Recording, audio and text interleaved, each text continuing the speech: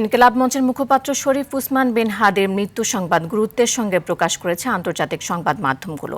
BBC, Al Jazeera, Reuters, TRT World থেকে শুরু করে ভারত ও পাকিস্তানের প্রভাবশালী সংবাদ মাধ্যম সবখানে উঠে এসেছে তার মৃত্যু পরবর্তী সহিংস পরিস্থিতির খবর। বৈশ্বিক গণমাধ্যমের শিরোনামে উঠে এসেছে বাংলাদেশ। বিস্তারিত আরাফাত ইয়াসারের রিপোর্টে। গুলি করার আগ পর্যন্ত কোনো কিছু আমাদের কায়েম।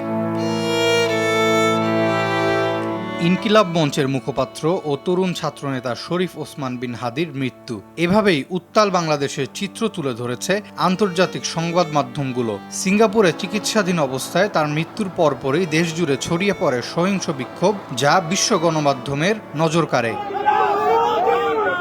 এদিকে ব্রিটিশ গণমাধ্যম বিবিসি জানায়, আন্দোলনে নেতৃত্ব দেয়া এক তরুণ নেতার মৃত্যুতে পরিস্থিতি দ্রুত সহিংস হয়ে ওঠে। প্রতিবেদনে ঢাকায় অগ্নিসংযোগ এবং সংবাদপত্র কার্যালয়ে ভাঙচুরের ঘটনাও উল্লেখ করা হয়।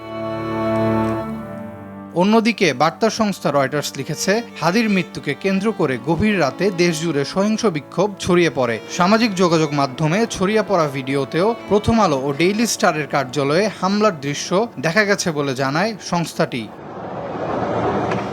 এদিকে কাতার ভিত্তিক আল জাজিরা ও তুরস্কের টিআরটি ওয়ার্ল্ড হাদিকে ২৪-এর গণ অভ্যুত্থানের অন্যতম ছাত্রনেতা হিসেবে উল্লেখ করে তার মৃত্যুর খবর প্রকাশ করে। তাদের প্রতিবেদনে রাজধানীতে হাজারো মানুষের বিক্ষোভ এবং দায়ীদের দ্রুত বিচারের দাবির কথা তুলে ধরা হয়।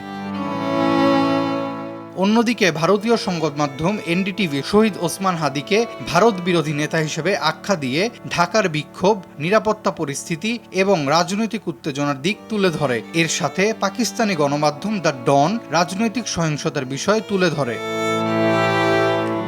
একদিকে ছাত্রনেতার মৃত্যু, অন্যদিকে সহিংস প্রতিবাদ ও রাজনৈতিক অস্থিরতা, সব মিলিয়ে বাংলাদেশ এখন আন্তর্জাতিক গণমাধ্যমের কেন্দ্রবিন্দুতে। আরাফাত ইয়াসার, RTV।